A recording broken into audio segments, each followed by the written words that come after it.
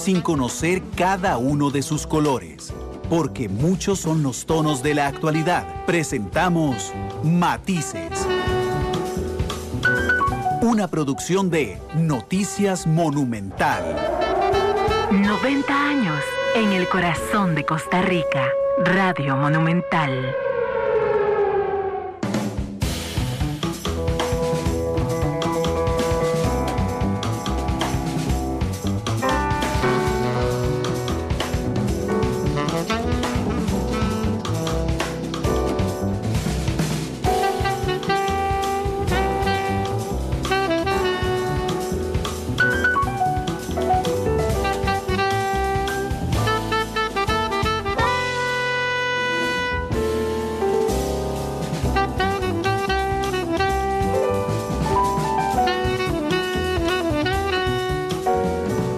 Buenas tardes, bienvenidos a Matices, este espacio de Radio Monumental, que es una producción del Departamento de Noticias, en el que analizamos los temas que son noticia en Costa Rica y en el mundo. Muchas gracias por estar con nosotros en este tercer programa de la semana, y hoy tratando un tema que es muy complejo, lamentablemente a la luz de un lamentable caso, que es el asesinato de un líder indígena en Salitre, que a la luz de ese hecho coyuntural específico, analizaremos lo que ocurre en esa zona del territorio, que realmente es un problema complejo, histórico, cultural, que abarca un montón de aristas y que pasa además, y yo voy a evitar hablar cuando analicemos el tema de Salitre, de un gobierno, el pasado, el tras anterior, sino del Estado. Es un problema del Estado costarricense en cuanto a una invisibilización histórica de los pueblos indígenas. Así es que muchas gracias por estar con nosotros en todas las plataformas en las cuales estamos disponibles. Estamos en vivo en radio 93.5 FM, estamos en internet monumental.co.cr, estamos en CDR Móvil, que es nuestra aplicación celular, estamos en el Facebook Live de Noticia Monumental hace 30 segundos. Ya hay 100 personas con nosotros, muchas gracias por acompañarnos. Estamos en Twitter en @monumentalcr, y este programa lo pueden observar esta noche en Canal 2 a las 8, y lo pueden volver a escuchar a las 9:30 en Monumental, la radio de Costa Rica. Hoy hay partido a las 10. Así es que son las 8:10 en Canal 2, son las 10:10 en la repetición y son las 2:10 en vivo. Les voy a presentar a nuestros invitados. Voy a empezar por mi izquierda extrema, y es solo porque le tocó sentarse ahí. Doña Nancy Marín. Doña Nancy es la ministra de Comunicación. Doña Nancy, bienvenida, ¿cómo le va? Muchísimas gracias, un saludo a los radioescuchas, y sí, efectivamente es un tema complejo, en un territorio complejo que tiene muchas particularidades que espero podamos discutir hoy. Así será, estoy seguro. Doña Nancy, bienvenida, porque he conversado con ella, por supuesto, la ministra de Comunicación, pero no había estado en Matices, así es que bienvenida. Gracias por la invitación. A mi izquierda está don Juan Alfaro, que es el viceministro de Diálogo Social. Don Juan, bienvenido, ¿qué tal? Hola, don Randall, y a todas las personas que nos acompañan, sea vía Facebook Live, redes sociales, y también, obviamente, por la radio. Don Juan, que ya había estado con nosotros como viceministro de Trabajo. Sí, señor. En Matices, bienvenido. A mi derecha extrema, también le tocó sentarse ahí, está doña Denia Román, que es antropóloga de la Universidad de Costa Rica. Doña Denia, ¿cómo le va? Bienvenida. Hola, muchas gracias, buenas tardes, y agradezco realmente, Randall, el espacio para poder contribuir al diálogo y a la discusión sobre toda esta temática tan pertinente y tan urgente. Muchas gracias. A mi derecha está don Heiner Blanco, que es asesor de temas indígenas de Casa Presidencial. Heiner, bienvenido, ¿qué tal? Muchas gracias.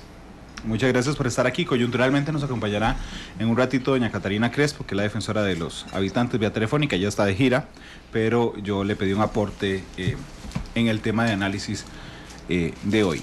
Muchas gracias por estar con nosotros. A la gente que nos hace el reporte de sintonía, a Mauro Rojas, que nos hace el reporte, Roy Porras, también a Carlos Alberto Campos, que dice: hola, esperando que sea un programazo para comprender mejor este complejo tema. José Solano dice: buenas tardes y que estén bien. Pablo Quiroz, saludos. José escribe su nombre al revés, pero yo aprendí a leer los documentos al revés, como buen periodista, ¿verdad, doña Nancy? Uno tiene que aprender a leer de cabeza. José Gómez Flores dice: buenas tardes, Guadalupe muy frío. José Miguel Solano desde Curridabat, nublado. Karina Chavarría dice saludos, Carlos Cerda saludos, además Navarro buenas tardes, Lix Rojas dice que dicha Matices en vivo, sí, ayer y antier fueron grabados, así es que muchas gracias. Orfilia Delgado también, Lix Rojas, Marlon Bolaños, Carol Maradiaga dice gracias mi profesor, este tema me interesa demasiado, debo estar empapada de esta situación. Lix Rojas dice que quieren que Matices está en vivo. Chelita, hoy nos fuimos todos con café, muchas gracias. Luis Chavarría dice, escuchando como siempre. Marco DS, Minor Gersalá, Lady Agüero dice, gracias Randall por este programa, ignoro mucho el tema y no me lo voy a perder. Guachi Solo, listos para escuchar El Sol de Monumental, gracias, estábamos vacilando con Luis Miguel que viene mañana al país. Noemi Ramírez, saludos. Osvaldo Calvo desde Calle Blancos, gracias Chelita. Javier Corral, saludos Randall, muy interesante el tema de hoy. Iliana Vargas dice, Randall, no defienda al gobierno en este programa, sea imparcial. Jonathan Reyes dice, viceministro de Diálogo Social, ¿desde cuándo tenemos uno? Desde la administración anterior había uno y no sé si en el doña Laura también. Gustavo Voces dice que se antojó el café. Bueno, hay 40 comentarios más, no puedo leer todos porque nos quedamos sin programa, pero muchas gracias por estar con nosotros. Doña Denia, usted podría, vamos a ver, es muy injusto pedirle que me explique brevemente un tema tan complejo, pero podría intentarnos hacernos un acercamiento a el problema del pueblo biribri en Salitre. Bueno, sí, efectivamente, soy profesora y los profesores acostumbramos a extendernos mucho, así que Randall, te pido por favor, sí. ¿Que le corte? Sí. Yo le pongo el tiempo ahí. Ok, no, en realidad todos hemos hablado de la complejidad del problema y todos hemos hablado de la responsabilidad histórica que tiene el Estado, pero yo quisiera empezar a decir que necesitamos empezar como sociedad a construir un mea culpa, ¿verdad? No solamente el Estado, sino la sociedad costarricense en general, por el silencio y la invisibilidad, como bien dice, y incluyo también aquí la sociedad civil y me incluyo como académicos, como académicas y igual como periodistas también. El tema ha sido silenciado terriblemente.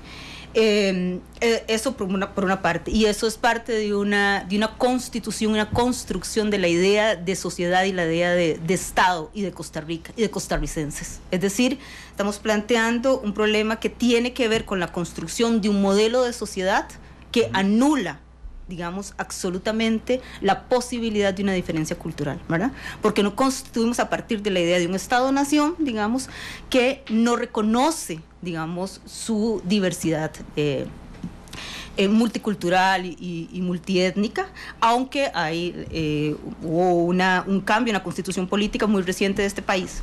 Entonces, el primer elemento, con esto quiero decir, es un elemento estructural y de la propia concepción de quiénes somos como sociedad, ¿ok?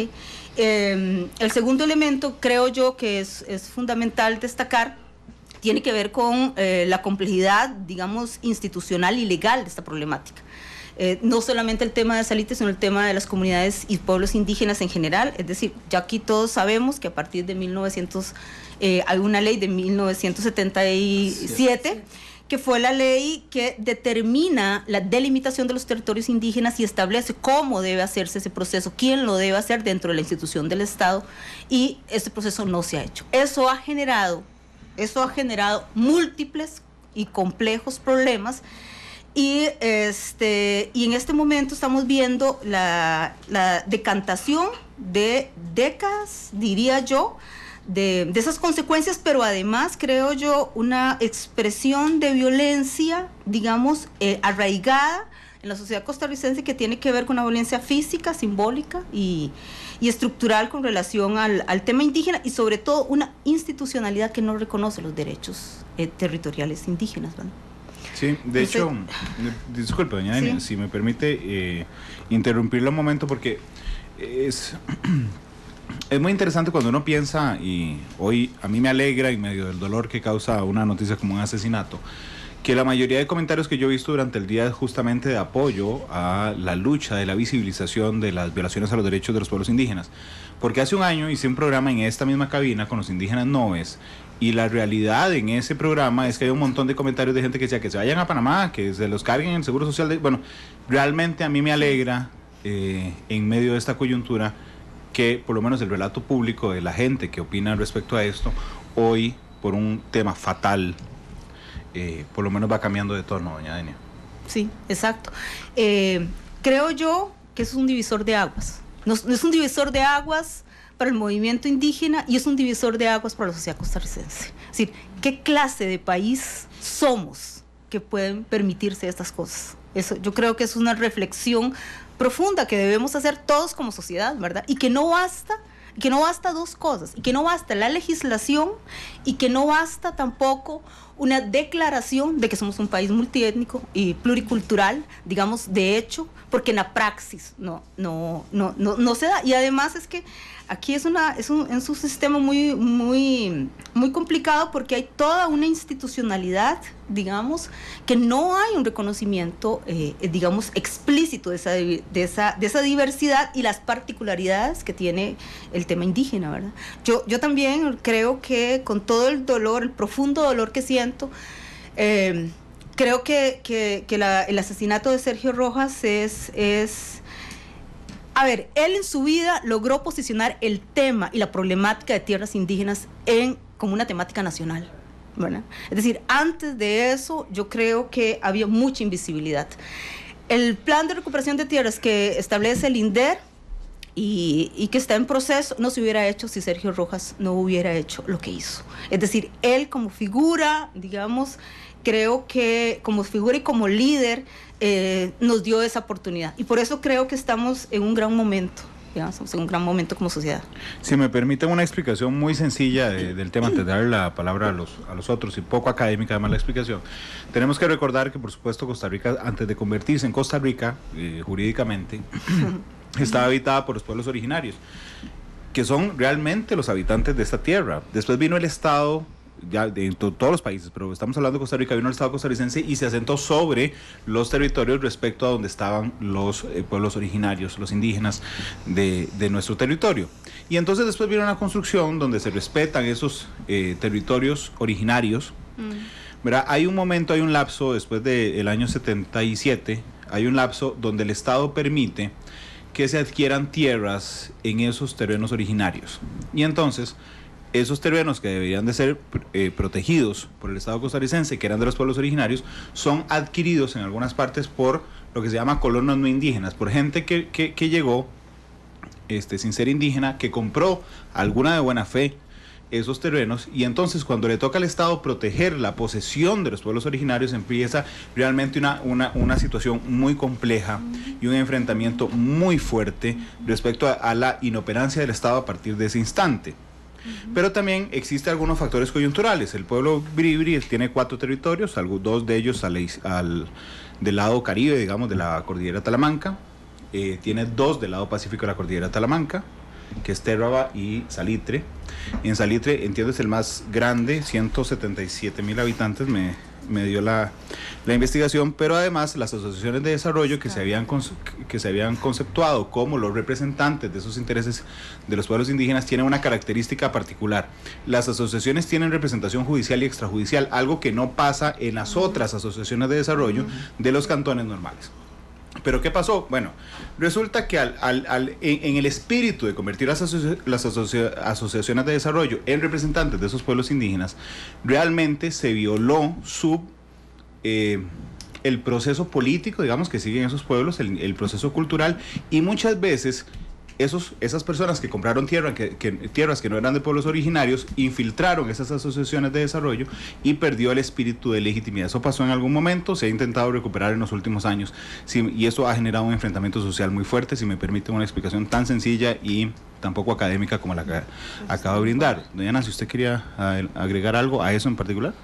No necesariamente eso, sino a entender la complejidad de el fenómeno que bien apuntaba la antropóloga, que tiene que ver con la definición, reconociendo que somos una sociedad racista, así como somos también una sociedad machista. Yo creo que hay que partir de esa realidad, eso no hay que ocultarlo, es evidente.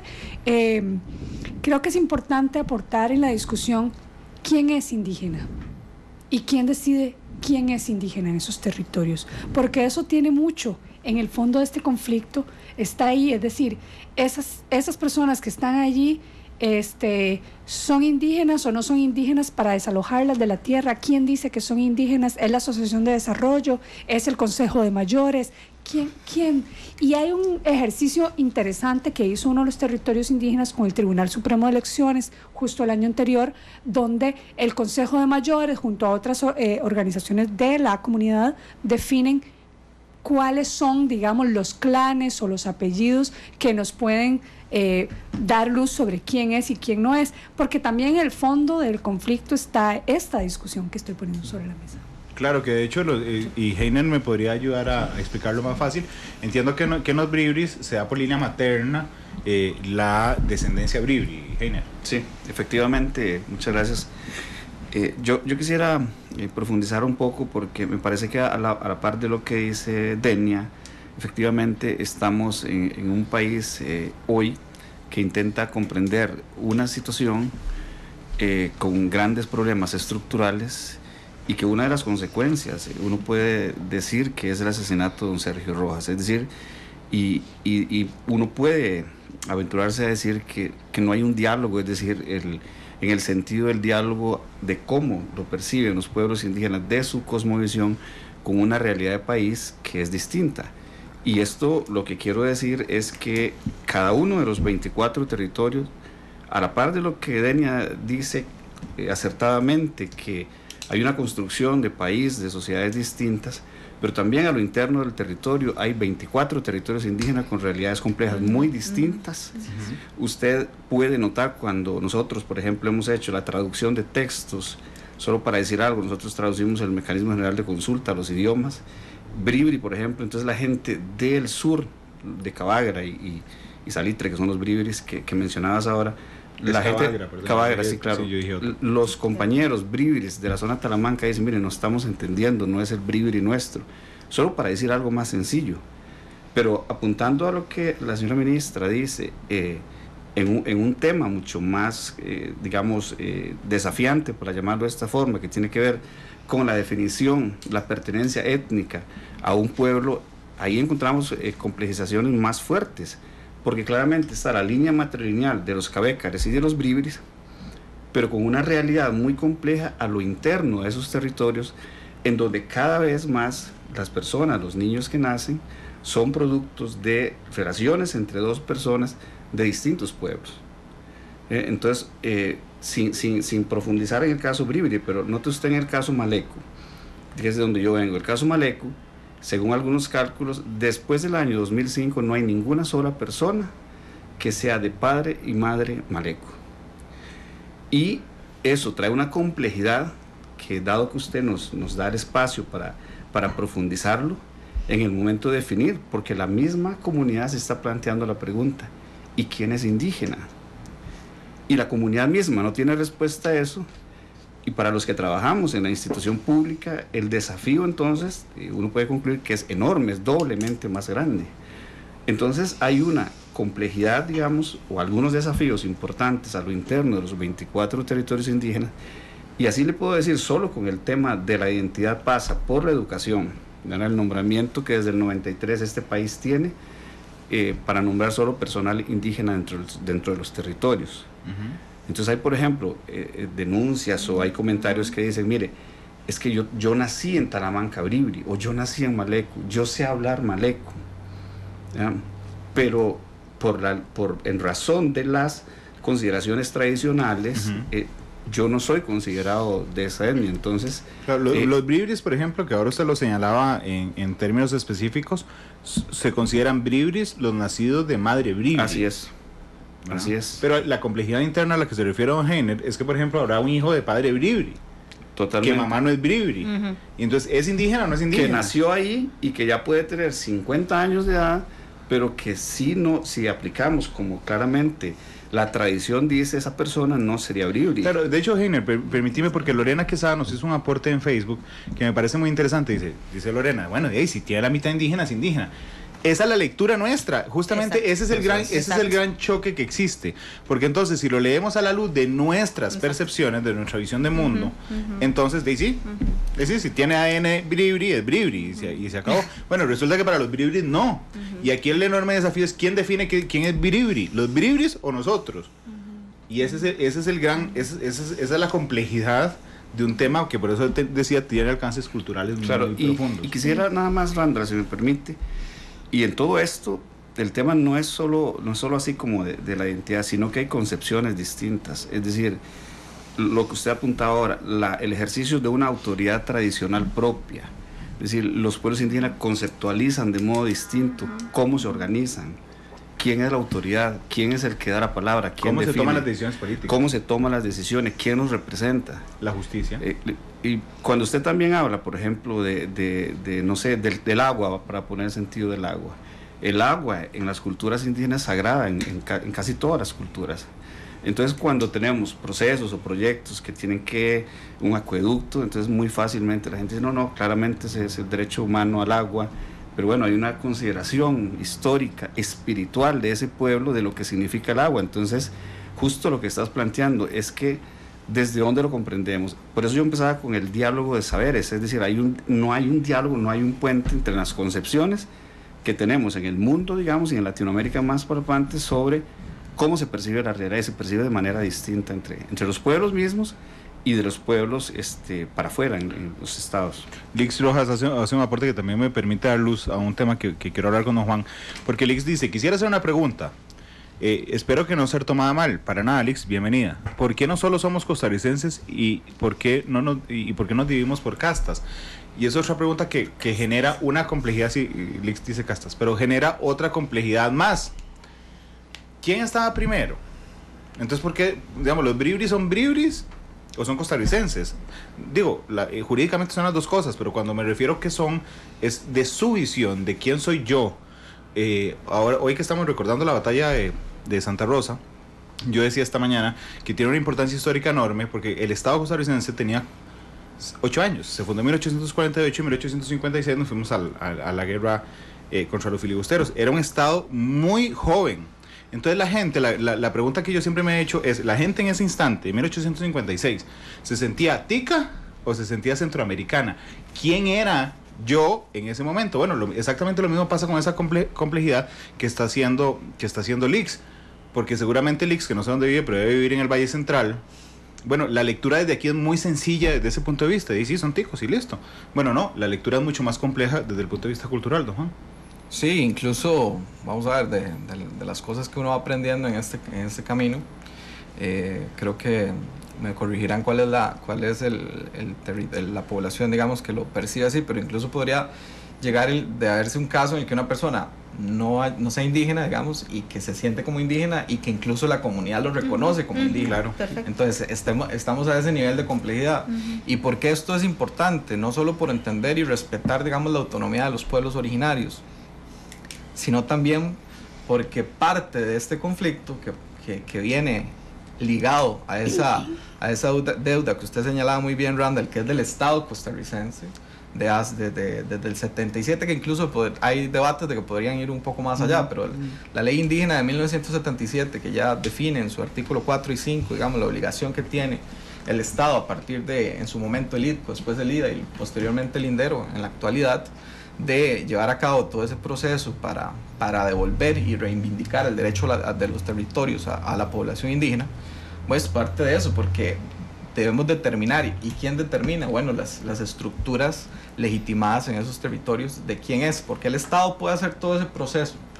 Y aunque no se hizo en esos años, que eso es parte de lo que sería importante mencionar y que incluso posteriormente se puede profundizar, el INDER, a partir de marzo del 2016, diseña un plan y lo empieza a implementar, que nos permite tener grandes avances a hoy, que no son lo suficientemente visibles o importantes para llevarle tranquilidad no solo a la familia o a la gente cercana a don Sergio, sino a los demás pueblos, pues no son suficientes, porque la deuda yace de muy atrás, pero ya hay una visión, digamos, y un acercamiento del Estado costarricense también, porque no es un tema de gobierno, es del Estado costarricense, de avanzar en una línea que nos permita llegar a ese punto que es fundamental y que es en la reivindicación de esas tierras. Me decía Alejandro hace un instante, bueno, ¿y cómo hace uno, me refiero a un individuo,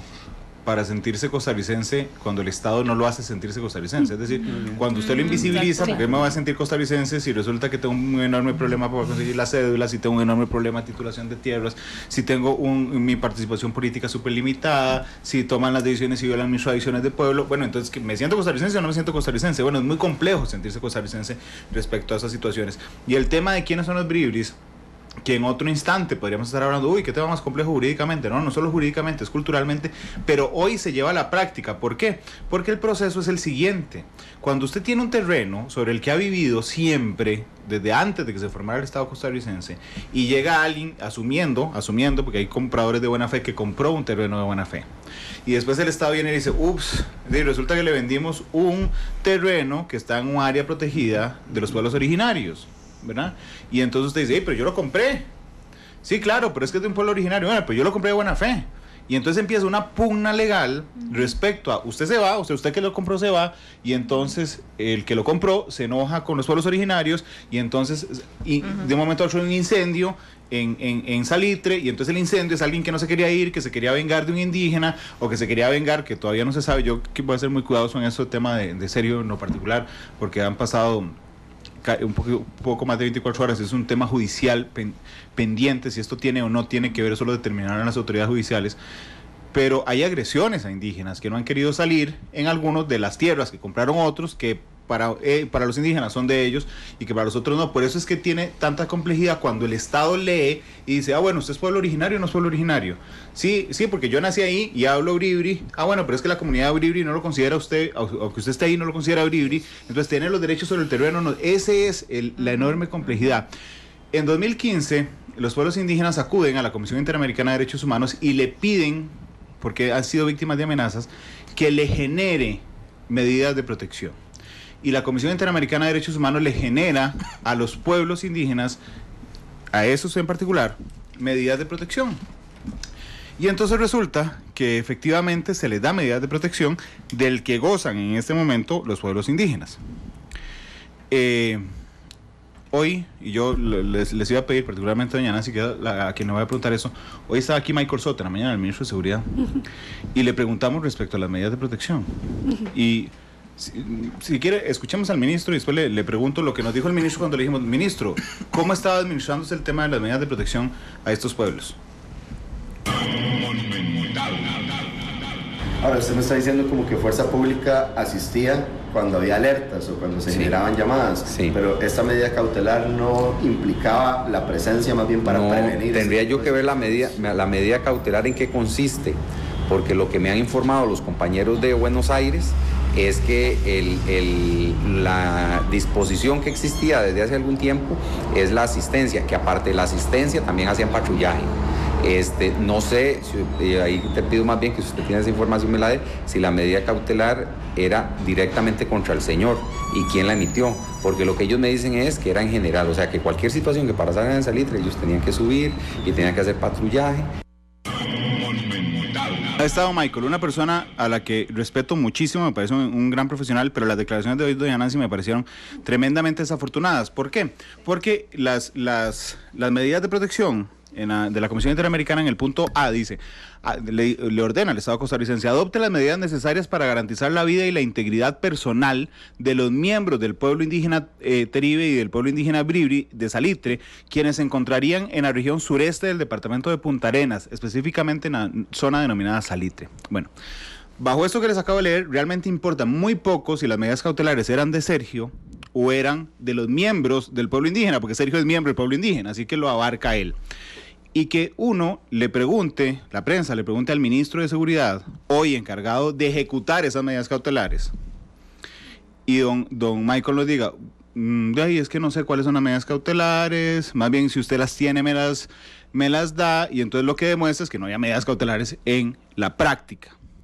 Y cuando él nos relata, que ya eso se lo quiero preguntar a doña Nancy, cuando él nos relata el trabajo de la fuerza pública en la atención de las emergencias, realmente es exactamente igual que cualquier otro ciudadano de este país que no tenga medidas cautelares de la Comisión Interamericana, de llama a la policía y llega a la policía. Es exactamente lo mismo que cualquiera. Lo que me permite pensar, doña Nancy, ahora sí, para dar la palabra, que las medidas cautelares eran escritas en papel, pero realmente en este asunto particular del Ministerio de Seguridad Pública hay otro incumplimiento del Estado costarricense. Tal vez, Randall, para aclarar el tema de las medidas cautelares ante la Comisión Interamericana de Derechos Humanos, hay un factor importante que quizás pocas personas conocen de cómo funciona este tema. Las medidas cautelares, si bien la Comisión Interamericana ordena al Estado costarricense proteger la integridad personal de las personas beneficiarias, que la medida cautelar es para las personas beneficiarias que solicitaron las medidas ante la Comisión, funcionan en conjunto, es decir, la medida cautelar se debe construir conjuntamente con las personas peticionarias. El Estado costarricense no puede unilateralmente aplicar la medida de seguridad, digamos, desatendiendo lo que señala los peticionarios. Entonces, en ese sentido, hubo una construcción conjunta de estas medidas cautelares que se da, si mal no estoy, en 2017, donde hay un acuerdo entre, en aquel momento, la ministra de Justicia, Cecilia Sánchez, de cómo se va a accionar en esa medida cautelar. En algún momento, los peticionarios tuvieron protección de seguridad pública de manera permanente en el territorio y ellos señalaron que ellos no querían que esto continuara de esta manera. Entonces, hay un replanteamiento donde se establece un mecanismo distinto, se construye un mecanismo con ellos de la medida cautelar, que la medida cautelar tiene varias aristas, que no solo tienen que ver con el tema de seguridad, sino que tienen que ver con su reclamo al derecho a la tierra de las personas indígenas. Entonces, se reactiva, cuando entra gobierno, hacemos una reunión de reactivación de las medidas cautelares en diciembre del año anterior, donde se logra nuevamente y se le asigna a la Dirección Nacional de Resolución Alterna de Conflictos como el enlace de los peticionarios para activar este tema. También hay que señalar que las 53 incidencias que se dieron desde enero del año anterior hasta lo que llevamos de este año, no hay ninguna incidencia de seguridad pública accionada por don Sergio. Es decir, no tuvimos ninguna alerta de que estuviese ocurriendo algún tema de seguridad. Incluso tanto el director de la Dirección Nacional de Resolución Alternativa de Conflictos, que es don Franklin, estuvo en comunicaciones con don Sergio un día antes de que este falleciera. Don Juan también estuvo en comunicación con él un día antes de que falleciera. Es decir, el Estado, por lo menos desde el Poder Ejecutivo, estábamos mucho en comunicación con él, accionando otros temas que tienen que ver con las medidas cautelares, pero en el tema de su integridad física no teníamos ninguna señal o advertencia o llamada que nos pudiera prever que una situación así podía ocurrir. Doña Nancy, ¿cuáles son las medidas cautelares que tienen ellos? Las medidas cautelares tienen que ver, uno, con el tema de seguridad y el mecanismo que tenía la Dirección Nacional de Resolución Alternativa de Conflictos para el tema de garantizar su integridad personal. Otro que tiene que ver con el tema de la tierra y los desalojos administrativos que están en la Comisión de Atención Integral de Desalojos, y hay creo que dos más que no detallo en este momento que están incluidas en esa medida cautelar que en este momento no la detallo. Pero bueno, vean lo complejo de este tema. El Ministerio de Seguridad Pública, más allá, digamos, de quién es el encargado del enlace, el que ejecuta en la práctica la seguridad preventiva en el territorio nacional, es el Ministerio de Seguridad Pública. Yo no responsabilizo de las medidas cautelares completas a don Michael. A mí lo que me parece muy revelador es que el jerarca de Seguridad Pública no conozca las medidas cautelares. ¿Por qué? Porque en caso de haber activado el protocolo, quien tiene que responder en la práctica, desde la integridad física, es el Ministerio de Seguridad Pública. Y no es un protocolo hecho a lo interno, por ejemplo, que llegó una alerta a Casa Presidencial, entonces hicieron un protocolo. Es una solicitud de medidas de protección de la Comisión Interamericana de Derechos Humanos, ¿no, Juan?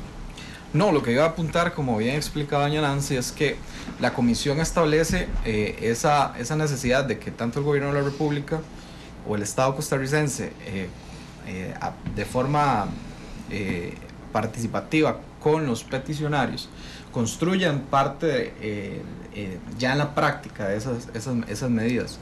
Y como bien señalaba doña Nancy, además dentro del protocolo particular de Salitre, en lo que habla de la participación de fuerza pública, textualmente dice patrullajes periódicos de oficiales de fuerza pública en territorio indígena de Salitre. Además hay otro tema relacionado con un enlace de emergencia al cual ellos pudieran activar en momentos que por urgencia sea necesario pues explicar de forma amplia qué era lo que estaba ocurriendo para hacer un abordaje especializado. En ese sentido, en esa reunión que señala doña Nancy, cuando se establece el contacto de INARAC, incluso un mes antes ya yo había tenido un acercamiento con don Sergio, con Pablo Cíbar y con otros líderes indígenas, y ellos habían comentado que les gustaría tener un acercamiento también con el despacho, porque nosotros de cierta forma articulamos en gran medida con diferentes instituciones en materia indígena. En esto en particular, decir que incluso, esto tal vez no se lo ha comentado a la señora ministra, pero el viernes, por ejemplo, Sergio envía un correo electrónico al despacho como una alerta distinta, especial, digamos, no un informe al 911 como sería en otros casos. Nosotros la recibimos y la gestionamos de forma oficiosa. El mismo día, 30 minutos después, ya Fuerza Pública estaba activada y había abordado el tema como correspondía y se le contestó a Sergio. Y además, pues las medidas, además de ese tema de la integridad, también iban enfocadas en cómo Estado íbamos a evitar que el conflicto se siguiera agudizando. Y para evitar esto es todo el desarrollo del tema del plan de recuperación de tierras. Pero entonces Sergio se había avisado que había algún problema no conflicto. Él directamente, no, en general. Como él era una persona, un enfoque, un punto focal, él nos informaba de una cerca que se había violentado, nos informaba de alguna quema de algún terreno, y el viernes nos llegó una información y nosotros activamos como corresponde. Y no puede ser específico, pero en términos generales me puede decir de qué era esa información. Unas detonaciones que él había escuchado que le informaron que le habían comentado que salían de la montaña, pero no individualizado con personas. Porque eso la Fuerza Pública lo atendió en su momento. Claro, y nosotros dimos... Fuerza Pública dijo que atendió en 42 ocasiones en el año pasado alertas de los pobladores indígenas de Salitre, que en 2019 ya se reportaron 11 alertas. Ese dato lo brindó hoy el Ministerio de Seguridad Pública. Algo, Randa, con relación a eso. Primero, creo que todos tenemos que reconocer que el Estado actuó tarde con las medidas cautelares, ¿verdad? Todos lo sabemos. Fueron emitidas en abril del 2015 y demoraron varios meses, creo que un año, no recuerdo bien, para que se ejecutaran, se establecieran concretamente cuáles son las medidas. Y además creo que es importante también, y todos debemos de reconocer ante la evidente complejidad del problema y la agudización de los conflictos, digamos, finales del 2014 y inicios del 2015, que necesitábamos un Estado más vigilante.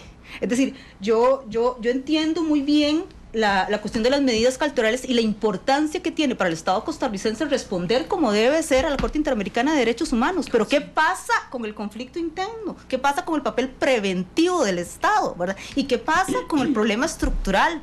Hay unas cosas que a mí me preocupan muchísimo, dos diría, fundamentalmente. Es que este tipo de cosas creo que ya se está, por lo menos yo considero que únicamente con fuerza pública no se puede manejar ese tipo de cosas, por lo menos desde mi punto de vista. Además, muchos líderes indígenas, gente de las comunidades, y eso Heiner lo sabe muy bien, y ustedes también lo saben, funcionarios de la fuerza pública son funcionarios que tienen posiciones muy discriminatorias. No hay un proceso formativo de sensibilización sobre cómo trabajar con pueblos indígenas. Eso por una parte. Esa es la otra parte, la medida cautelar. Sí. Y además, pero yo creo que, además de eso, yo creo que hay un elemento clave que todos debemos tomar en cuenta, y es la prevención, un Estado vigilante, observador, que se anticipe a eso. Es decir, la violencia es tan estructural y hemos estado manteniendo picos de violencia desde el 2012 que no podemos quedarnos callados. Es una calma tensa. Yo recuerdo a doña María Eugenia Bosoli, cuando estábamos en la comisión, nos decía, me da miedo porque está muy calmo. Y eso yo creo que esa medida hay que mantenerla. Y además otra cosa, el proceso de comunicación permanente a nivel local de las comunidades. Son comunidades muy aisladas, de muy difícil acceso, con un sistema de comunicación por celular imposible. Todos hemos estado ahí, todos hemos caminado por ahí, y creo que el Estado debe tener, es decir, no por la Corte Interamericana de Derechos Humanos, por propia convicción del Estado costarricense, tener una presencia permanente de diálogo a nivel local con la comunidad. Doña Denia, permítame un segundo nada más, porque es que doña Nancy tiene una reunión con el presidente Alvarado, tiene que irse ya. Okay. Y yo le quería agradecer, pero quería darle el chance si quería decir algo más. Perfecto. Sí, no, yo quería aprovechar que por lo menos esta administración desde agosto pasado hizo una propuesta de construcción de política pública para los pueblos indígenas. Además, se constituyó la Comisión para Buenos Aires, que es muy importante, que don Juan está a cargo de ese proceso. Es el único cantón del país que tiene una mesa de alto nivel para abordar problemáticas donde participa la comunidad, los pueblos indígenas. Y sí, también decir que por supuesto que la muerte de Sergio Rojas es lamentable, es vergonzosa, creo que para todo el país, como Estado costarricense, estamos dolidos y claramente hay mucho por hacer y esperemos que esto sea una oportunidad para poner nuevamente el acento donde debe ir y que podamos avanzar en que las comunidades, los pueblos originarios de este país tengan mejores condiciones de las que tienen hoy. Doña Nancy, gracias por venir. De hecho, el resto del programa hablaremos de cómo ir solucionando este complejo problema. Y aunque entiendo, y el foco hoy, aunque suene feo lo que voy a decir, no es el asesinato de Sergio, porque a todos nos duele mucho, a mí me duele enormemente, pero yo tengo que ser muy prudente en esto y hasta este instante no hay una prueba que desmienta o confirme que tiene que ver con el conflicto. Sin embargo, ha servido, por supuesto, para volver a poner el acento en este tema. Y el otro es en las medidas cautelares. Yo no quiero centrarme en las medidas cautelares, pero me parece que denota una cosa. Denota una... Voy a usar una palabra muy tica. Y ya le doy chance a don Juan para que se explique y tenga chance de responderme esto. Me parece a veces una chambonada del Estado costarricense asumir algunas medidas cautelares así. Yo hasta esta altura, y ustedes me explicaban los protocolos, yo no entiendo qué diferencia hay entre un indígena en Salitre que activa un protocolo, don Juan, y yo que vivo en Entre Ríos. ¿Por qué? Porque en Entre Ríos hay patrullajes permanentes, exactamente igual que en Salitre. Yo cuento con la ventaja, y lo voy a decir públicamente, de que tengo el celular del director de la Fuerza Pública. Y entonces, si algún día llamo a la comandancia y no pasa nada, entonces llamo al director de la Fuerza Pública y digo, es que hace 3 horas llamé a la policía que aparecen y están vendiendo drogas en la esquina. Bueno, entonces, cuando usted me habla del protocolo, yo digo, en realidad no es nada diferente a lo que pasa conmigo en Entre Ríos. Ahí hay patrullaje. Yo llamo, usted me dijo que don Sergio les había mandado un correo electrónico fue. Sí. Imagínense, el reporte es por correo electrónico de una situación que en ese caso eran unas detonaciones, pero pudiendo haber una situación más complicada, y no sé cuál es el protocolo, cómo se iban a comunicar, no entiendo cuál es el compromiso del Estado de decirle a la Comisión Interamericana, sí, estas son las medidas de protección respecto a esos temas más... Porque al escucharlo se oye muy bonito, digamos, cuando usted dice, tengo un protocolo específico de un contacto y un patrullaje, claro, pero eso pasa en todo el territorio. ¿Cuál es la diferencia? Porque es que a mí lo que me hace pensar, todavía además el desconocimiento del ministro de Seguridad, es que realmente es una muestra más de el desinterés del Estado respecto a algunos temas indígenas, ¿no? Claro, acá lo que podría poner un poco en contexto y no justificar es que tenemos que poner en su dimensión la amplitud, digamos, del territorio, primero, ¿verdad? Y la lejanía que tiene del centro, digamos, de población más cercano, ¿verdad? Que son alrededor de 40, 50 minutos. Pero más se lo resumo, es muy grande y queda muy largo, eso lo sabemos desde hace mucho tiempo. No, por eso, pero es que entonces hay que entender que el patrullaje periódico y diario no es un tema que escapa de la normalidad, sino que en alguna manera se hacen esfuerzos diferenciados. Y también indicar que el protocolo fue construido y en su textualidad así fue como fue abordado en el tema policial y fue construido entre la administración anterior con la ministra de Justicia y el pueblo de Salitre. Que no es especialista en seguridad. Y bueno, podría... Hombre, pero es que no, digamos, a lo que voy es que no es cualquier persona diciendo, hey, deme seguridad, la Comisión Interamericana de Derechos Humanos diciendo, a ver, Estado, ¿cómo le garantiza a este pueblo vulnerable que le va a dar seguridad y resulta que le da seguridad como a cualquier otro mortal. Y una respuesta tardía también. Sí, únicamente tardísima, por presión de parte de los pueblos indígenas. Porque usted no... a Calero no llegaba nadie del Estado costarricense, nos pusimos a verlo cuando Nicaragua nos invadió. Pero permítame sumar a Catalina Crespo, que es la defensora de los habitantes, que nos acompaña vía telefónica. Doña Catalina, ¿cómo le va? Todavía no. Yo pensé que ya estaba. No, todavía no. Don Juan, discúlpeme. No, o sea, parte de esta discusión podría centrarse en esto de las medidas por el tema de la integridad. Que el tema de la integridad nosotros podríamos, por ejemplo, discúlpeme el ejemplo, pero yo podría militarizar la zona de Salitre, que si yo no avanzo en el tema de la recuperación de tierras, no voy a solucionar el conflicto. El hecho de garantizar, o sea, entonces el esfuerzo del Estado tenía que ir en dos vías, y desde el 2016 se inició para tratar de evitar que el conflicto siguiera escalando, y de alguna forma se iniciaron a hacer esfuerzos con diferentes territorios. Por ejemplo, en la primera etapa tanto Salitre como Cabagra estaban incorporados y se hicieron las primeras etapas del plan en Salitre. Sin embargo, por diferentes problemas sociales y técnicos no se logró continuar, y durante esta administración parte de este acercamiento que habíamos iniciado con don Sergio y con don Pablo era estrechar, crear confianza y retomar ese trabajo para avanzar en esa medición, en esos amojonamientos, en ese levantamiento del censo, en ese levantamiento de caminos y para poder concluir en un expediente que le permitiera sea la ADI, al Consejo de Mayores de Salitre, determinar de la información recabada por INDER cuáles personas eran indígenas y cuáles no, para poder avanzar en el tema de si tocaba indemnización, si tocaba desalojo, etcétera. Parte del plan que se ha hecho en otros territorios también, pero que forma parte central del conflicto. Y en eso el Estado, desde hace 2 años, poco más, asumió el tema y se ha venido trabajando con liderazgo. Quizá no con la velocidad y, como les decía, con la evidencia suficiente para llevarle tranquilidad a la gente, no solo de Salitre, sino de los demás pueblos.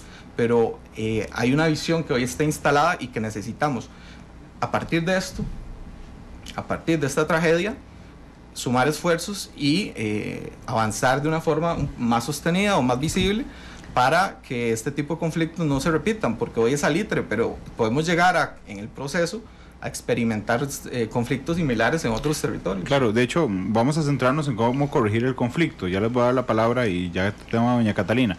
Pero finalmente yo dije, no quiero centrarme en los términos de la medida cautelar, porque eso es muy coyuntural, pero es que sí me parecía que eso denotaba, y sobre todo la respuesta del ministro, cierto chambonada de esto, porque, don Juan, finalmente, y aquí termino con la medida cautelar, si usted toma el punto A y lo convierte en pregunta, y dice, adopta las medidas necesarias para garantizar la vida y la integridad personal de los miembros del pueblo indígena Teribe y del pueblo indígena Bribri en Salitre, no.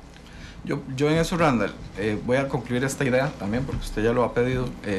Creo que suma hablar de lo complejo de la situación, es que nosotros a partir de esto no nos damos por vencidos. Se venía estrechando. Yo tenía una reunión con Sergio el viernes, por Dios. Yo iba para Buenos Aires a la instalación de las mesas y íbamos a tener una reunión a las 2 de la tarde para definir fechas en las que funcionarios del INDER iban a poder ingresar a territorio para continuar el trabajo del plan de RTI.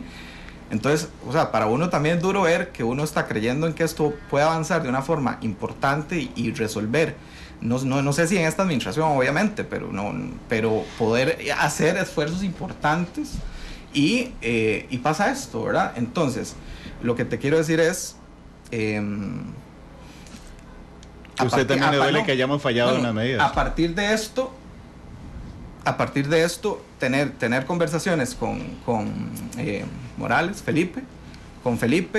con Pablo, digamos, que son parte del grupo, y si es el caso, sentarnos y revisar el tema y fortalecerlas, mejorarlas. En eso hay disposición. ¿Por qué? Porque no queremos, y hay claridad en esto, de que la escalada de violencia no podemos permitir que se dé, que hayan reacciones o que esto sea un detonante para que el asunto se complique. Eso no puede pasar. Claro, pero le fallamos a las medidas cautelares. Eso es lo además para que ellos también se sientan seguros. Don Juan, yo lo conozco desde hace tiempo a usted. Yo sé que le duele. A mí también me duele, pero como Estado le fallamos en las medidas cautelares porque teníamos que garantizar su integridad y hoy hay un líder indígena asesinado. Exacto. simple y lamentablemente, doña Catalina Crespo, la defensora de los habitantes. Doña Catalina, ¿cómo le va? Muy buena tarde. ¿Cómo le va, don Randall? Aquí desde Punta Arenas Centro, ya volvimos de las islas que estuvimos ayer y hoy, y ahí dormimos en Isla Caballo, y ahora estamos aquí en Punta Arenas, pero hablando de este tema que es tan importante. Sí, y yo le agradezco mucho, sé que anda de gira doña Catalina, porque hace 2 semanas estuve en Matices y hoy recordaba en la mañana que yo le pregunté, de todas las poblaciones, que hay un montón de preocupaciones, ¿cuál es la que más le preocupa? Y usted me dijo, los indígenas. Y eso, lamentablemente, hoy pues vuelve a ponerse sobre el tapete de un conflicto que no arranca hoy, que no se para hoy, pero que hoy tiene un elemento coyuntural que le hace poner el acento. Hemos conversado a lo largo del programa de la complejidad del conflicto, ¿verdad? De cómo congeniar, digamos, los elementos tradicionales, culturales de los pueblos indígenas para respetarlos en toda su extensión. Yo he hablado, insistido, y en eso estaba discutiendo con don Juan cuando contactamos en la llamada, en que para mí y Costa Rica falló en las medidas cautelares, las ha tomado muy a la ligera de la Comisión Interamericana de Derechos Humanos, y don Juan me explicaba que, bueno, más allá de eso coyuntural, pues están haciendo esfuerzos muy específicos respecto, este gobierno, lo decía don Juan, respecto a ir resolviendo el conflicto. Con esta enorme introducción, ¿a usted qué le parece, doña Catalina? Bueno, lo primero que quiero decir es que la Defensoría, y yo como defensora repudio este acto de violencia en contra de un líder indígena. Eso hay que dejarlo muy claro. Después, me preocupa mucho la falta de prevención que se ha dado en este caso. Inclusive la Defensoría desde hace varios meses estamos mandando tanto al ministro de Seguridad como a la ministra de Justicia pidiéndole explicaciones sobre temas con comunidades indígenas. Al ministro de Seguridad le mandamos una carta pidiendo la información de cómo es que estaban manejando ellos la situación de la violencia que se estaba viviendo en el términos de tierra. No sé si se acuerdan, hace como 1 mes y medio que salió en todos los periódicos que había mucha violencia. Entonces, de eso nosotros le mandamos una carta al ministro a pedir explicaciones de cómo es que están manejando este problema. Y después, la semana pasada también, hay una comisión indígena que ahora pasó a ser parte de el ministro del Ministerio de Justicia, y no se le ha dado mucha importancia, no se le ha dado los fondos y la importancia que debería tener. Entonces también nosotros desde la Defensoría, la semana pasada mandamos una carta preguntándole a la ministra que cómo es que van a hacer con esta comisión de indígena, que es realmente importante. Entonces siento que sí, ahora estamos actuando reactivamente, que dado el caso es importante actuar reactivo, pero se nos está olvidando actuar preventivamente. Si habían medidas cautelares, ¿por qué no se les estaban dando las medidas cautelares? O sea, ¿qué es lo que está pasando? Que no estamos previniendo que se dé este tipo de violencia. ¿Qué es lo que está pasando? Que el Estado no está reaccionando de la forma ideal. No después del acto, porque ya ahora sí se están dando las medidas necesarias, pero para prevenirlas. Entonces esas son las cosas que me preocupan como defensora. Doña Catalina, ¿le puedo carbonear en su preocupación? Sí, claro. ¿Puede escuchar 30 segundos al ministro de Seguridad Pública esta mañana aquí en Monumental? Le hicimos la misma pregunta que usted le ha hecho entonces, respecto a las medidas cautelares. Voy a adelantarle la respuesta del ministro. Este es don Michael Soto. Ahora, usted me está diciendo como que Fuerza Pública asistía cuando había alertas o cuando se generaban llamadas, pero esta medida cautelar no implicaba la presencia, más bien para prevenir. Tendría yo que ver la medida cautelar en qué consiste, porque lo que me han informado los compañeros de Buenos Aires es que la disposición que existía desde hace algún tiempo es la asistencia, que aparte de la asistencia también hacían patrullaje. No sé, ahí te pido más bien que si usted tiene esa información me la dé, si la medida cautelar era directamente contra el señor y quién la emitió, porque lo que ellos me dicen es que era en general, o sea que cualquier situación que pasara en el salitre ellos tenían que subir y tenían que hacer patrullaje. Ahí está, doña Catalina, se la resumo. No tiene idea el ministro de Seguridad Pública de las medidas cautelares. Bueno, mi primera respuesta es, uno como jerarca, es cierto que no están todos, pero perdón, para una información así, él tiene que estar informado de qué es lo que pasó.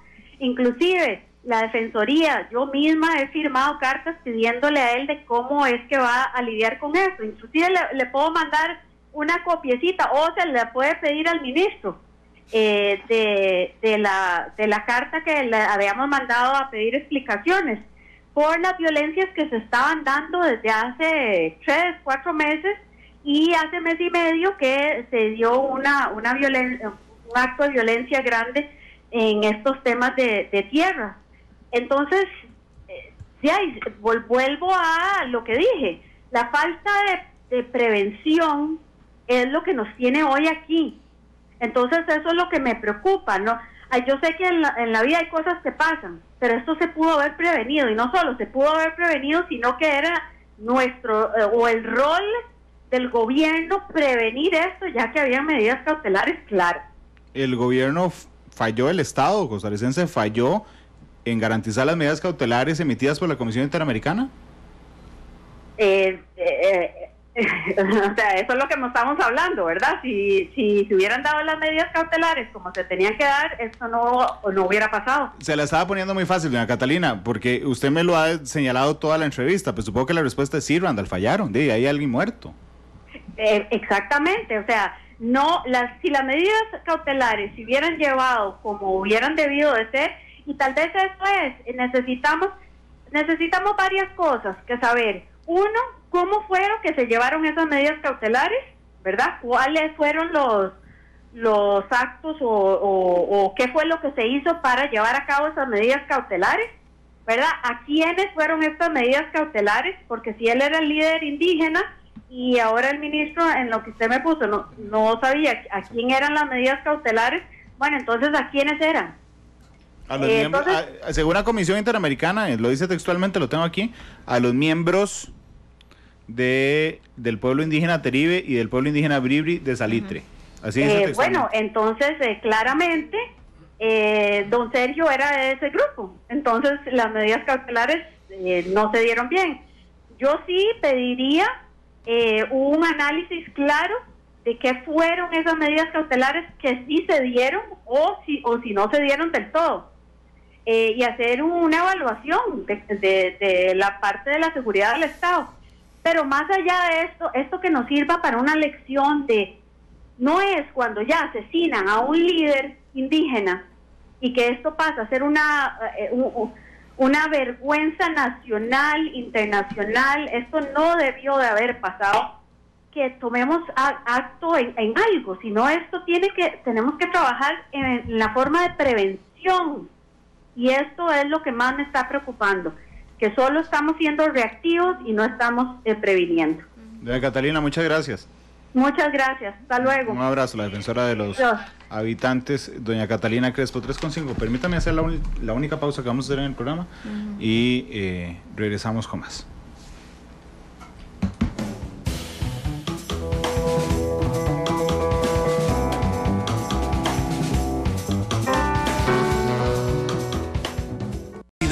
Sus tonos, sus contrastes. Esto es Matices.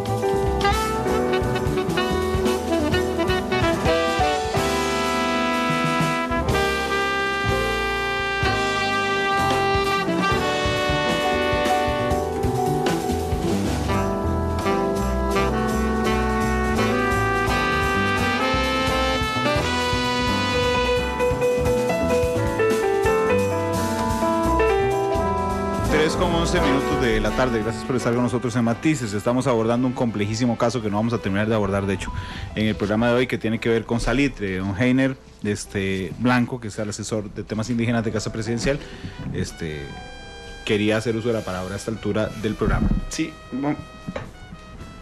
gracias. Vamos a ver, yo quisiera hacer, ya que un poco la idea hoy es profundizar un poco y ver los enfoques, yo quería enfocarme un poco en devenir histórico de cómo se asumen los temas indígenas. Y si partimos desde la vía independiente del país de 1821 hasta 1939 no hubo nada. Es decir, hasta 1939 que empezamos con la Ley General de Terrenos Baldíos. Sí. Y luego damos un salto hacia 1977 con la Ley Indígena. Digamos que 2 hitos. El enfoque histórico, Randall y quienes nos escuchan, el enfoque histórico del Estado ha sido asistencialista, ha sido filantrópico, ha sido integracionista. ¿Y por qué quiero destacar esto? Porque a mí me parece justo también, porque veo algunos comentarios en redes que nos están preguntando qué se ha hecho. Y hemos dicho en muchas reuniones que también parte de esto es que no hemos sabido comunicar lo que se ha hecho. Y cuando se asume el trabajo del tema indígena, asumimos eso que usted ha planteado como Estado, es decir, una acción histórica de patear la pelota para adelante, para decirlo en el tema de tierras. Y cuando lo asumimos en el 2014 y decimos, mire, es que el artículo 3º y 5º de la ley indígena te dice que hay que hacer un proceso largo de estudios en sal, propusimos el plan de tierras, el plan de recuperación de tierras. Primero sabíamos que la capacidad institucional no está diseñada para responder a esta particularidad. Sabíamos también que era la primera vez, Randall, que se asumía este trabajo. Y yo puedo decir, porque he tenido el gusto y disfruto todavía de visitar a los territorios indígenas, cuando íbamos a Salitre, cuando íbamos a Cabagra, la gente decía, sí, estamos de acuerdo con el plan de tierras, pero yo sentía que en el fondo la gente decía, mire, me están diciendo lo mismo, hace 40 años están eso. Cuando el Instituto de Desarrollo Rural en el año 2015 plantea el plan de recuperación de tierra, el plan estructurado y sistemático que nunca este país ha construido, y que destina 500 millones y contrata 17 personas para llevarlo, en la población, digamos, se percibe por primera vez que este plan se va a abordar. Pero complementario a esto, ya tenemos los desafíos que ahora apuntamos, la identidad, la pertenencia étnica, pero también asumimos 2 grandes hitos que a mí me parece fundamental decirlos.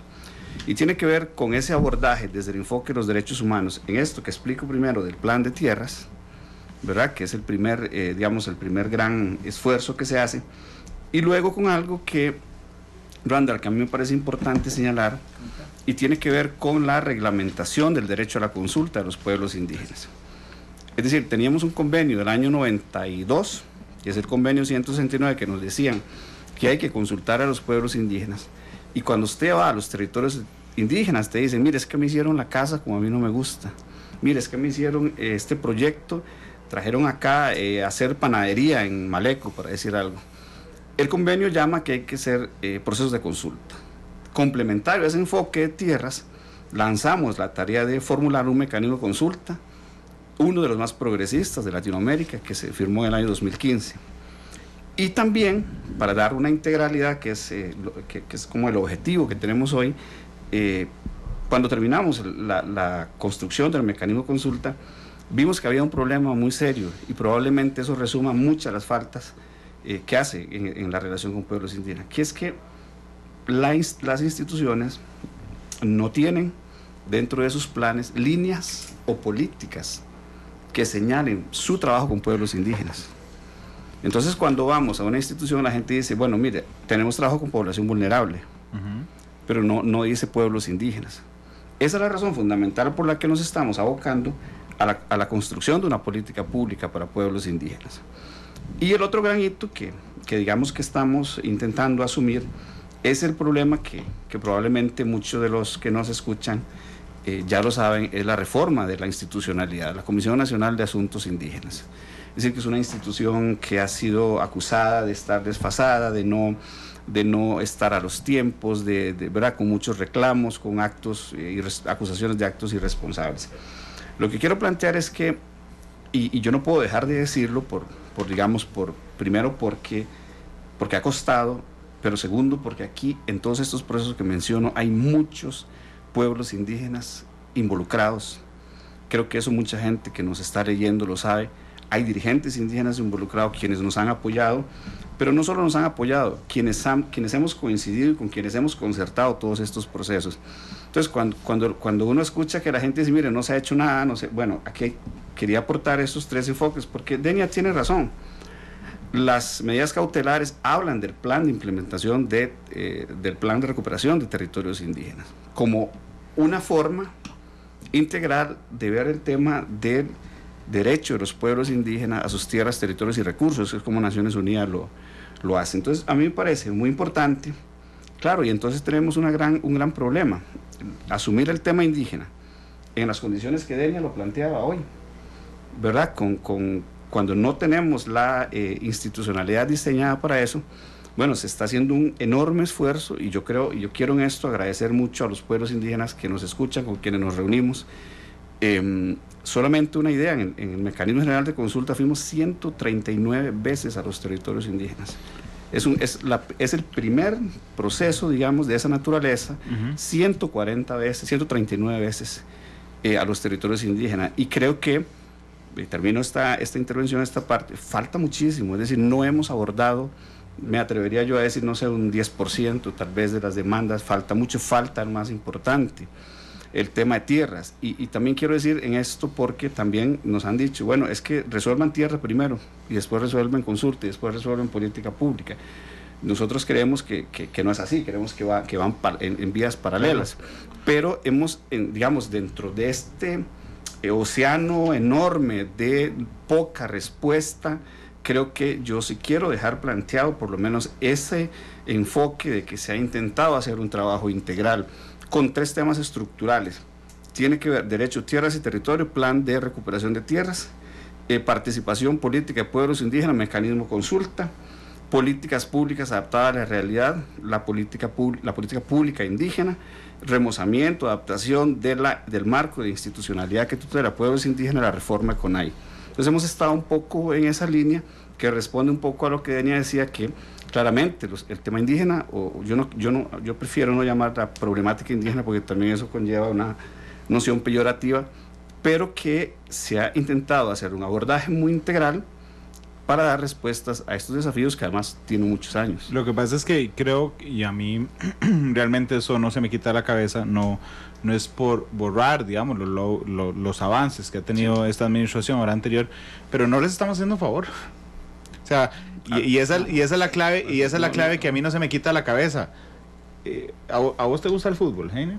Sí, bueno, digamos que yo muchacho iba a mejenguear, y creo que vos ibas a mejenguear también. ¿Usted ha mejengueado, doña Denia, alguna vez en la vida? No. Bueno, imagínese que uno empezaba la mejenga a las 2 de la tarde, ¿verdad? Y uno ponía las reglas, mira, el que llega a 10 gana, sí. el que canta foul es foul, tiro libre, listo, ¿verdad? Y entonces llega alguien a las 5 de la tarde con una bola, y dice, no, yo ahora voy a ser el que va a regir la mejenga. Entonces usted va para aquel lado, usted para allá, ahora la bola sale aquí, la bola sale allá, y mi molestia va a ser, ¿y usted quién es? Porque viene a imponerme a mí si tenemos 3 horas mejengueando todos en paz. O usted se adapta a nuestra forma de mejenguear, pero no venga a imponer su mejenga a esta altura. Bueno, históricamente no es responsabilidad personal de ninguno de nosotros, de eso fue lo que hizo el Estado. Ellos estaban aquí, jugaban su mejenga, y vino el Estado a decir, suave, estas son las nuevas reglas, y ahora parece que les estamos haciendo un favor de años después diciéndole, bueno, vamos a ver cuáles eran las reglas que tenían la mejenga original. Y eso es, y no lo digo por lo que Gine nos acaba de decir, sino en términos sistemáticos del Estado, es muy cínico en los estados, doña Denia. Sí, no, yo nada más quisiera decir doña Denia, perdón. Yo nada más quisiera decir 2 cosas que creo que me parecen fundamentales. Yo entiendo, Heiner, y me parece muy bien la figura que usaste del océano, el océano de demandas, ¿no?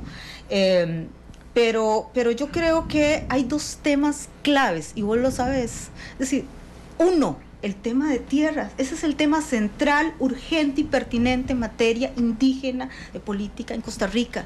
Y para mí debe ser el tema prioritario, fundamental, y debe ser un tema concertado. Vos acabas de decir algo muy importante, y es que la mayoría de instituciones de este país no sabe, no entiende, no tiene claro, digamos, cómo trabajar, ni las particularidades que tiene una comunidad indígena, una población indígena. Pero si uno le preguntara a la mayoría de gente en territorios indígenas cuál es el tema urgente, yo creo que el Estado todavía faltan más baterías en ese tema, y con más pertinencia, con más prioridad. Y además me parece, yo admiro mucho el mecanismo de consulta, me parece que ha sido un trabajo muy importante. Pero yo me pongo a pensar, muchas veces no tiene sentido si un alto porcentaje de las tierras y de los mismos territorios está en manos de no indígenas. ¿A quiénes se les va a consultar? ¿Cómo se les va a consultar si muchos territorios en este país tienen 90%, 60% en manos de no indígenas?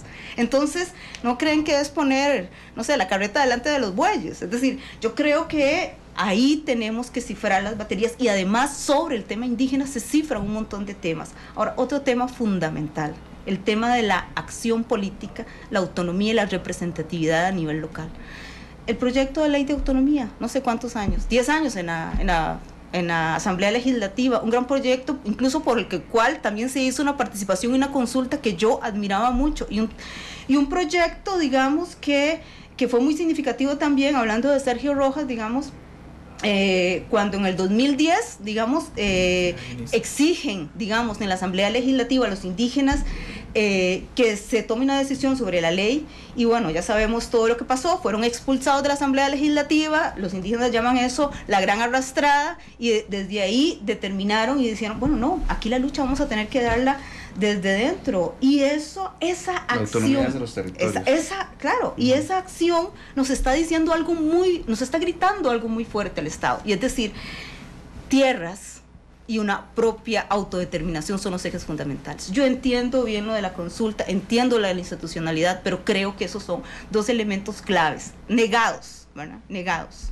No tenemos un solo diputado indígena, por ejemplo, y cuando uno se pone a pensar, bueno, la soberanía que reside en el pueblo se delega en los diputados de la Asamblea Legislativa, significa que un porcentaje del territorio costarricense que está puesto, de la población que está compuesto por indígenas, debería estar representado en la Asamblea Legislativa.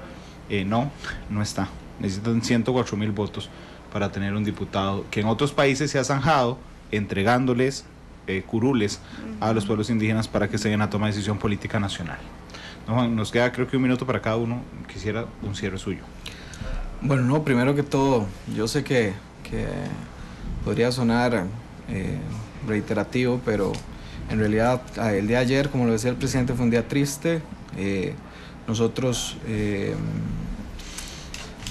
valoramos muchísimo, digamos, el esfuerzo que se ha venido haciendo. Sabemos que falta muchísimo por hacer. Definitivamente es un acto lamentable, en particular con lo acaecido el día lunes por la noche, que no puede quedar impune y que se debe acompañar todo el proceso para que en su justa dimensión, digamos, y en las vías judiciales se esclarezca y se brinde tranquilidad a la zona Yeri, a Salitre, al pueblo Bibri, y solidarizarnos con ellos. Como mencionaba doña Nancy, la implementación de las mesas de trabajo de la Comisión de Buenos Aires estaba para el viernes y se pospuso, digamos, también en cercanía con la municipalidad. Sergio era miembro de esas mesas, era un representante más. Nosotros vamos a retomar el trabajo seguramente en los próximos días.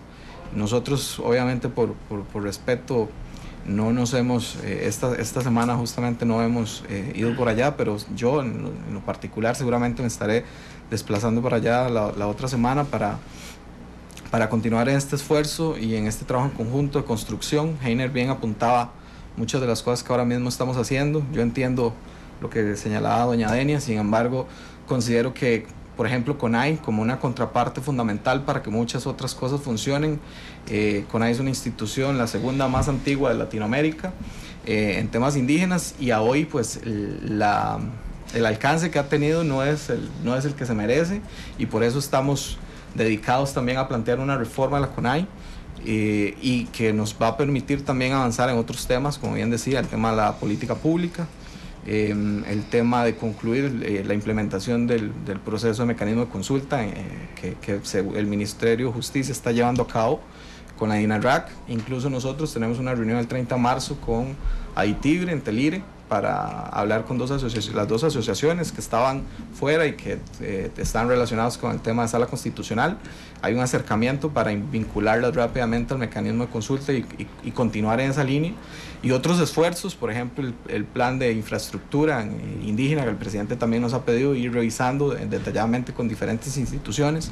Sabemos que no es un favor, pero es una deuda y hay que pagarla. Y tenemos que avanzar fuerte en esto, y el plan de tierras también con la intervención de INDER tiene elementos importantes. Por ejemplo, señalaba Malecu, Malecu ya está al punto de que la ADI tiene la información para determinar y validar quiénes serían indígenas y quiénes no, y posteriormente a eso lo que haría es que INDER defina el proceso administrativo para avanzar. Y así están, por ejemplo, de los 8 o 7 territorios que se definieron en la primera etapa que inició en 2016, así está al menos el 80%. Los que tenemos retraso es Salitre y Terra, por las situaciones que yo apuntaba antes, y que estos acercamientos que yo venía teniendo era para volver a retomar ese trabajo, y que lo vamos a hacer la otra semana seguramente, continuando con los compañeros que están por allá y que necesitamos seguir construyendo con ellos y con otros dirigentes indígenas con quien hemos tenido contacto y nos han apoyado muchísimo y con quien seguiremos trabajando de cerca. No, Juan, muchas gracias por haber venido. Don Heiner, ¿algún cierre? Sí, dos cosas. La primera, quería aprovechar decir que esta enumeración que yo le hice ahora del enfoque integral no la inventamos nosotros en el gobierno, sino ha sido sugerida por la participación de muchos dirigentes indígenas, y eso se llama la construcción participativa con pertinencia cultural desde la visión indígena. Lo segundo, Randa, que quería hacer un cierre es invitando a toda la población que nos escucha a sumarse a este esfuerzo. Este no es un esfuerzo de este gobierno, es un esfuerzo de Estado, de país, de ciudadanos, y que incentivarlos de verdad. Este es del despacho, nosotros el despacho del diálogo abierto, a un diálogo, y en el caso indígena un diálogo intercultural, entendiendo la particularidad de cada territorio. Y el tercer elemento que yo quería señalar en este cierre es que estamos haciendo un esfuerzo por resolver problemas estructurales en la relación de los pueblos indígenas. Yo quiero aprovechar este espacio para agradecer públicamente a muchos y cientos y miles de dirigentes indígenas que nos han acompañado en este gran esfuerzo, y quiero mandar un abrazo de solidaridad al pueblo bribri, que en este momento atraviesa un momento muy duro. Y también quiero terminar pues disculpándome un poco si en algún momento también los esfuerzos no son suficientes para saldar esa deuda que no es del 77, que es desde el proceso de conquista. Y creo que es muy importante, y se los dice a alguien que es Malecu, que habla Malecu, que ha estado con ellos en sus territorios muchísimas veces. Yo creo que yo soy una de las personas, probablemente la persona que más ha visitado los territorios indígenas en este país, pero también reconozco que paradójicamente también soy el que más conozco sus necesidades, y en ese sentido yo quiero pedirles por favor que se unan a esta cruzada, pero también no mentirles y decirles, hay un gran esfuerzo que se está haciendo, pero hay una gran deuda que hay que saldar. Muchas gracias por haber venido hoy. Doña Denia. Sí, yo quisiera cerrar tal vez con una petición. Claro. Yo quisiera decirles que a mí me preocupa de manera especial las familias, las mujeres, los hombres y los niños que hoy viven en fincas recuperadas, no solamente en Salitre, sino en 4 o 6 territorios del Cantón de Buenos Aires, también en Chinaquichá. Y a mí me preocupa mucho su integralidad personal y la garantía de sus derechos fundamentales, y yo confío, digamos, en que después de este hecho el gobierno va a extremar las medidas y va a encontrar mecanismos más permanentes de acción. Pero me parece importante hacer ese recordatorio, y también creo que como sociedad costarricense lo que pasó con el asesinato de Sergio Rojas nos está cambiando. Nos está cambiando el rostro, nos está cambiando nuestra perspectiva de país y nuestra perspectiva de sociedad. Y todos tenemos que sumar, digamos, en ese esfuerzo de construir una nación costarricense, digamos, con los principios que siempre nos ha caracterizado, pero esta vez reconociendo, digamos, nuestra pertenencia, porque eso es muy importante. Nosotros también, digamos, en nuestra constitución personal, cultural, somos indígenas, ¿verdad? También lo somos, ¿verdad? Y bueno, no, nada más agradecer a Randall por el espacio. Muchas gracias, doña Denia. Yo le mandé el link con las medidas cautelares a don Michael para que la lea don Michael Soto, el ministro de Seguridad Pública. La canción de cierre la propuso doña Denia, que es de León Gieco, 5 siglos igual. Inmediatamente don Juan, que está a mi izquierda, brincó y dijo, no estamos igual que hace 5 siglos. No estamos igual. Sí. Pero ganó doña Denia. Así es que les agradezco mucho a los tres. León Gieco despide Matices a las 7, la tercera emisión de Noticia Monumental. Feliz tarde.